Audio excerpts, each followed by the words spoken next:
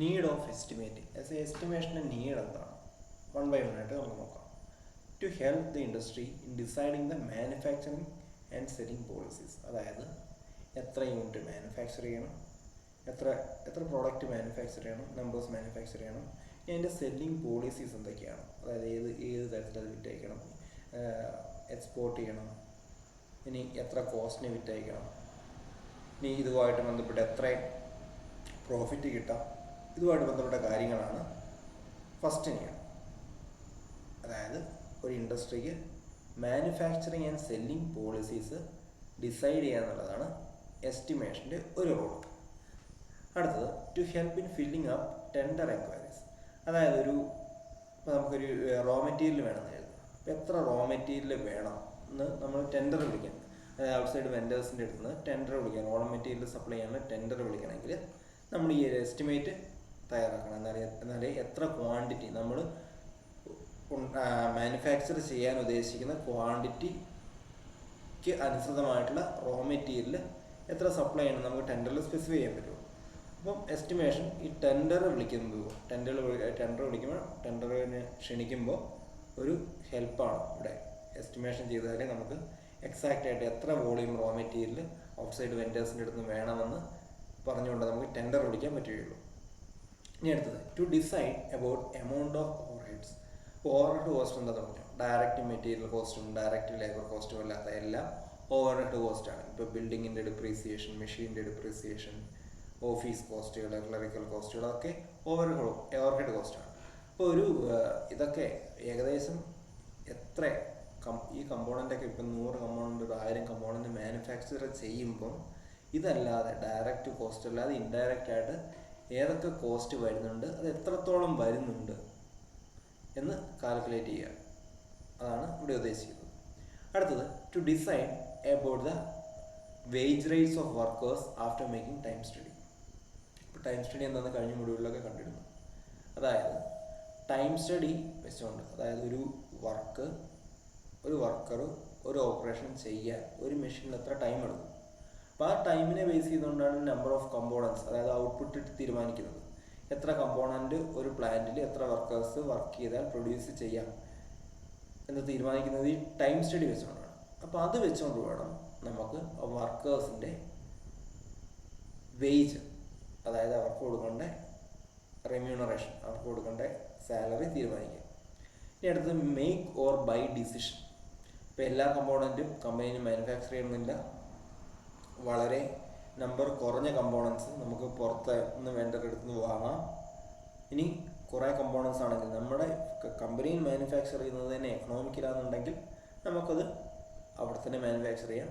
അപ്പോൾ ഈ ഒരു ഡിസിഷൻ, ഓരോ കമ്പോണൻറ്റും എടുത്ത് അത് കമ്പനിയിൽ തന്നെ മാനുഫാക്ചർ ചെയ്യണം അല്ലെങ്കിൽ ഔട്ട്സൈഡ് വെൻഡേഴ്സിൻ്റെ അടുത്ത് നിന്ന് പ്രൊക്യൂർ ചെയ്യണം എന്ന് തീരുമാനിക്കുന്നത് എസ്റ്റിമേഷൻ്റെ റോളാണ്.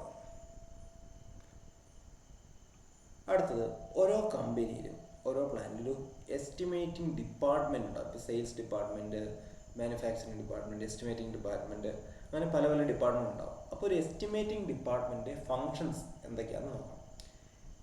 Estimates required to deal with an enquiry preparatory to acceptance of new contract. അതായത് നമുക്ക് പുറത്തുനിന്ന് എന്തെങ്കിലും പുതിയ മാനുഫാക്ചർ ചെയ്യാൻ പുതിയ എന്തെങ്കിലും കോൺട്രാക്റ്റ് കിട്ടുകയാണെന്നുണ്ടെങ്കിൽ, എന്തെങ്കിലും ഒരു പർട്ടിക്കുലർ ഐറ്റം പ്രൊഡ്യൂസ് ചെയ്യുന്നതിനൊക്കെ ഫാക്ടറി ആണെന്നിരിക്കട്ടെ, അപ്പോൾ നമുക്ക് പുറത്തുനിന്ന് എന്തെങ്കിലും ഓർഡർ വരികയെന്നുണ്ടെങ്കിൽ നമുക്ക് അവർക്ക് ആ പ്രൊഡക്റ്റ് എത്ര രൂപയ്ക്ക് കൊടുക്കാൻ പറ്റുമെന്ന് കാൽക്കുലേറ്റ് ചെയ്ത് എസ്റ്റിമേറ്റ് വഴിയാണ്. അപ്പോൾ ഈ എസ്റ്റിമേറ്റിംഗ് ഡിപ്പാർട്ട്മെൻറ്റാണ് ഒരു പ്രൊഡക്റ്റ് ഡിസൈൻ തൊട്ട് അതിൻ്റെ സെല്ലിങ് വരെ, അതായത് പ്രോഫിറ്റ് അടക്കമുള്ള കാര്യങ്ങൾ കണക്കാക്കിയിട്ട് ഇത് പുറത്തെ മാർക്കറ്റിൽ എത്ര രൂപയ്ക്ക് വിൽക്കാൻ പറ്റുമെന്ന് തീരുമാനിക്കുന്നത് എസ്റ്റിമേറ്റിംഗ് ഡിപ്പാർട്ട്മെൻറ്റാണ്. അതാണ് അതിൻ്റെ ഫസ്റ്റ് ഫങ്ഷൻ. അടുത്തത് to form the basis of cost control. അതായത് ഒരു കോസ്റ്റ്, ഇത് മുകളിലെ പോയിന്റുമായിട്ട് ബന്ധപ്പെട്ട് തന്നെയാണ് പറയുന്നത്. കോസ്റ്റ് കൺട്രോൾ, ഏകദേശം എത്ര കോസ്റ്റിന് ഒരു പ്രൊഡക്റ്റ് വിപണിയിൽ എത്തിക്കാൻ പറ്റും എന്ന് കണക്കാക്കുന്നത് എസ്റ്റിമേറ്റിംഗ് ഡിപ്പാർട്ട്മെൻറ്റ് ഈ എസ്റ്റിമേറ്റിംഗ് പ്രൊസീജിയർ വഴിയാണ്. അപ്പോൾ എസ്റ്റിമേറ്റിംഗ് പ്രൊസീജിയറിൽ എന്തൊക്കെ കൺസിഡർ ചെയ്യുന്നത് നമുക്ക് നോക്കാം. ഇനി calculate the cost of material, tools, machinery, jigs and fixtures to be purchased. ഇനി ഒരു എൻ്റയർലി ന്യൂ പ്രൊഡക്റ്റ് ആണെന്നിരിക്കട്ടെ. അപ്പം അതിന് നമുക്കിപ്പം ചിലപ്പം ഉള്ള ടൂൾസും മെഷീനറിയൊന്നും മതിയാകില്ല, അഡീഷണൽ ആയിട്ട് എന്തെങ്കിലും വാങ്ങേണ്ടത്.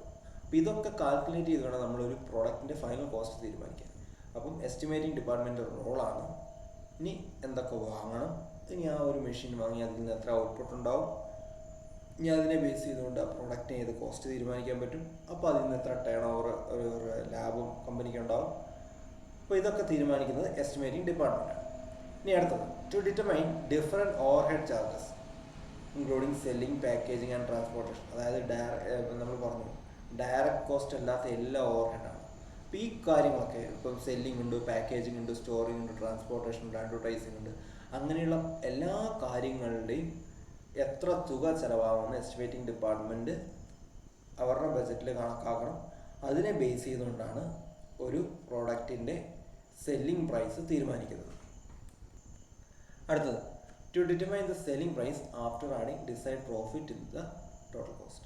ഒരു കോസ്റ്റ് ഒരു പ്രോഡക്റ്റ് 90 രൂപയ്ക്ക് ഒരു യൂണിറ്റ് മാനുഫാക്ചർ ചെയ്തെന്നിരിക്കട്ടെ, നമുക്കൊരു 10 രൂപ പ്രോഫിറ്റ് വേണം. അപ്പോൾ 100 രൂപ എന്ന നമ്മൾ സെല്ലിംഗ് പ്രൈസ് തീരുമാനിക്കും.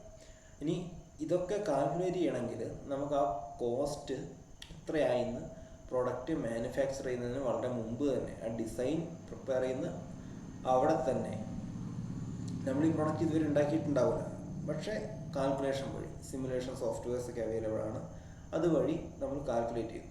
അപ്പോൾ അതുകൊണ്ട് ഈ സെല്ലിംഗ് പ്രൈസ് വരെ തീരുമാനിക്കുന്നത് ഏകദേശം നമുക്ക് എക്സാക്റ്റ് ആയിട്ട് കണക്കാക്കാൻ പറ്റില്ലെങ്കിലും ഏകദേശം ആ സെല്ലിംഗ് പ്രൈസ് തീരുമാനിക്കുക എന്നുള്ളത് പ്രോഡക്റ്റ് ഡിസൈൻ ചെയ്ത് ഉടനെ ഒരു റേഞ്ച് കോസ്റ്റിംഗ് നമ്മളത് കഴിഞ്ഞിട്ട് ചെയ്യും. ഇപ്പം 90 മുതൽ 100 രൂപ വരെ ഇതിന് വില വരാൻ നമുക്ക് എവിടെ പറയാം, എസ്റ്റിമേഷൻ്റെ സമയത്ത് പറയാം. പക്ഷേ കോസ്റ്റിങ്ങിനാണ് നമ്മൾ ചിലപ്പം കറക്റ്റ് തുക തീരുമാനിക്കുക. അടുത്തത് to decide upon the most economical method of design and manufacture. അതായത് ഒരു പ്രൊഡക്റ്റ് ഏറ്റവും ചുരുങ്ങിയ കോസ്റ്റിൽ എങ്ങനെ മാനുഫാക്ചർ ചെയ്യാമെന്ന് തീരുമാനിക്കുന്നത്, അതിനെക്കുറിച്ചുള്ള സ്റ്റഡി നടത്തുന്നത് ഈ എസ്റ്റിമേറ്റിംഗ് ഡിപ്പാർട്ട്മെൻറ്റാണ്. ഇനി അടുത്തത് to conduct time and motion study. ഇപ്പോൾ ടൈം ആൻഡ് മോഷൻ സ്റ്റഡിയിലൂടെയാണ് നമ്മൾ നമ്മുടെ വർക്കേഴ്സിൻ്റെയൊക്കെ വേജും ഒക്കെ തീരുമാനിക്കുക. അപ്പോൾ വർക്കേഴ്സിൻ്റെ വേജൊക്കെ ഒരു പ്രൊഡക്റ്റിൻ്റെ കോസ്റ്റിൽ വരുന്ന കാര്യങ്ങളാണ്. അതായത് പ്രൊഡക്റ്റ് മാനുഫാക്ചർ ചെയ്യാൻ വേണ്ടിയുള്ള ഒരു കോസ്റ്റാണ് വർക്കേഴ്സിൻ്റെ സാലറി എന്ന് പറയുന്നത്. അത് അതിൻ്റെ ഒരു ഭാഗമാണ്. അപ്പോൾ ഈ ടൈം ആൻഡ് മോഷൻ സ്റ്റഡിയിലൂടെ വർക്കേഴ്സിന് എത്ര വേജ് കൊടുക്കണം, അതെങ്ങനെ ഈ കോസ്റ്റുമായിട്ട് കണക്റ്റഡ് ആണ്, എത്രത്തോളം പെർ യൂണിറ്റ് ഓഫ് പ്രോഡക്റ്റിന് എത്ര കോസ്റ്റ് വരും, ആ കോസ്റ്റ് പ്ലസ് നമ്മുടെ പ്രോഫിറ്റ് കൊടുത്താണ് നമ്മൾ സെല്ലിംഗ് പ്രൈസ് തീരുമാനിക്കുന്നത്. അപ്പോൾ ഇത് എസ്റ്റിമേറ്റിംഗ് ഡിപ്പാർട്ട്മെൻറ്റ് റോളാണ്. ഇനി അടുത്ത് to setting standards for accounting procedure. അതായത് ഓവർ ഹെഡിൻ്റെ വാല്യൂസ് ഏകദേശം എത്ര കാൽക്കുലേറ്റ് ചെയ്യണം, ഡിപ്രീസിയേഷൻ വാല്യൂ എത്ര കാൽക്കുലേറ്റ് ചെയ്യണം, വർക്കേഴ്സിൻ്റെ വേജസ്, അലവൻസസ്, ഇൻഷുറൻസ്, അങ്ങനെ എന്തൊക്കെ അക്കൗണ്ടിങ് പർപ്പസിനായിട്ട് എന്തൊക്കെ കാര്യങ്ങൾ കണക്കിലെടുക്കണം എന്ന് അക്കൗണ്ടിങ് ഡിപ്പാർട്ട്മെൻറ്റിനെ ഉപദേശിക്കുന്നത് ഈ എസ്റ്റിമേറ്റിംഗ് ഡിപ്പാർട്ട്മെൻറ്റിൻ്റെ ജോലിയാണ്. അടുത്തത് help to prepare balance sheet, profit and loss account. അതായത് ഒരു ബാച്ച് പ്രൊഡക്റ്റ് സെല് ചെയ്ത് കഴിഞ്ഞാൽ അതിൻ്റെ ബാലൻസ് ഷീറ്റ് പ്രിപ്പയർ ചെയ്യുക. അതായത് ഇത്ര പ്രോഫിറ്റ് ആണോ ലോസ് ആണോ, ഇനി അങ്ങനെ പ്രോഫിറ്റോ ലോസ് ആണെങ്കിൽ അതിൻ്റെ എക്സ്റ്റെൻറ്റ് എത്രയാണ്, ആ ബാലൻസ് ഷീറ്റ് പ്രിപ്പയർ ചെയ്യുക. ആ ബാലൻസ് ഷീറ്റ് പ്രിപ്പയർ ചെയ്യാൻ അക്കൗണ്ടിങ് ഡിപ്പാർട്ട്മെൻറ്റിനെ സഹായിക്കുന്നത് ഈ എസ്റ്റിമേറ്റിംഗ് ഡിപ്പാർട്ട്മെൻറ്റാണ്. ഇനി അടുത്തത് to keep contact with other departments regarding methods of operations, quality of materials and products etcetera. ഈ മറ്റ് ഡിപ്പാർട്ട്മെൻറ്റുമായിട്ട് നിരന്തരം കോണ്ടാക്റ്റ് നടത്തുക. എങ്ങനെയാണ്, എന്തിനെ ബന്ധപ്പെട്ടാണ്, ഏതൊക്കെ ഓപ്പറേഷൻസ് ആണ് ചെയ്യുന്നത്, ഇനി എത്ര ക്വാണ്ടിറ്റി മെറ്റീരിയൽസ് ഉപയോഗിച്ചു, ഇനി പ്രോഡക്റ്റ് എത്ര മാനുഫാക്ചർ ചെയ്തു, ഇതുമായിട്ട് ബന്ധപ്പെട്ട് അതായത് എസ്റ്റിമേഷനുമായിട്ട് കണക്ട് ചെയ്ത് തന്നെ ഇത് തന്നെ പോകണം. ഇപ്പോൾ ടൈം സ്റ്റഡി നടത്തി, ഇപ്പോൾ ടൈം സ്റ്റഡി നടത്തിയാൽ ടൈം തന്നെയാണോ, ഒരു വർക്കർ ഒരു പ്രൊഡക്റ്റ് പ്രൊഡ്യൂസ് ചെയ്യാൻ അല്ലെങ്കിൽ ഒരു യൂണിറ്റ് പ്രൊഡ്യൂസ് ചെയ്യാൻ എത്ര ലേബർ വരുന്നുണ്ട്. അപ്പോൾ ഇവർ എസ്റ്റിമേഷൻ ചെയ്തപ്പോൾ എസ്റ്റിമേറ്റ് ചെയ്ത് അതേ അളവിലാണോ കാര്യങ്ങൾ പോകുന്നത്, അല്ലെങ്കിൽ അതിന് എന്തെങ്കിലും ഫ്ലക്ച്വേഷൻ ഉണ്ടോ, ഇനി ആ ഫ്ലക്ച്വേഷൻ ഉണ്ടെങ്കിൽ അതിൻ്റെ റെമഡി എന്താണ്, റെമഡി സജസ്റ്റ് ചെയ്യും.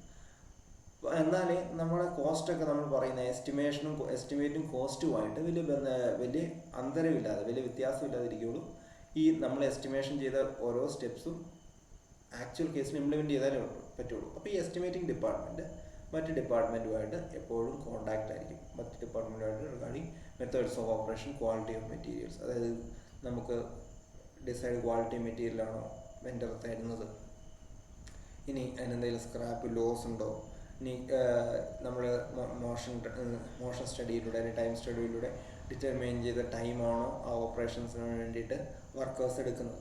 അപ്പോൾ ഇതൊക്കെ ആയിട്ട് ബന്ധപ്പെട്ട് നിരന്തരം ആക്സസ് ചെയ്യാൻ മറ്റ് ഡിപ്പാർട്ട്മെൻറ്റുമായിട്ട് കോണ്ടാക്റ്റ് കീപ്പ് ചെയ്യുക എന്നതാണ് എസ്റ്റിമേറ്റിംഗ് ഡിപ്പാർട്ട്മെൻറ്റ് ജോലി.